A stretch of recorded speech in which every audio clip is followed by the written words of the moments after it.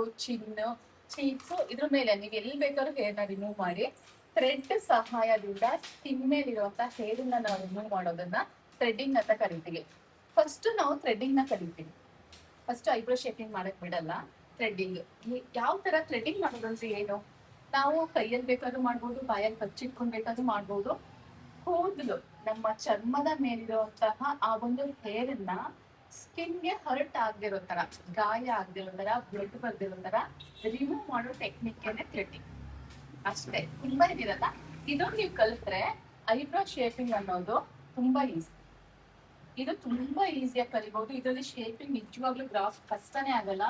ಈ ಹೇರ್ನ ರಿಮೂವ್ ಮಾಡ್ತೀವಲ್ಲ, ಇಲ್ಲೇ ಮಿಸ್ಟೇಕ್ ಆಗೋದು. ಇಲ್ಲಿ ಜನ ಏನ್ ಹೇಳ್ತಾರೆ ಹೇಳಿ, ಗಾಯ ಆಯ್ತು, ಇದಾಯ್ತು ಅಂತಾರೆ.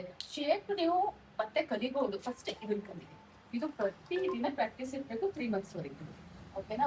ಜೊತೆಗೆ ಶೇಪಿಂಗ್ ಇರುತ್ತೆ, ಎವ್ರಿ ಡೇ ನಿಮಗೆ ಪ್ರಾಕ್ಟೀಸ್ ಇರುತ್ತೆ. ಮಿಕ್ಕಿದ್ದು ಪ್ರತಿ ದಿನ ಸಹ ಬೇರೆ ಬೇರೆ ಕ್ಲಾಸಸ್.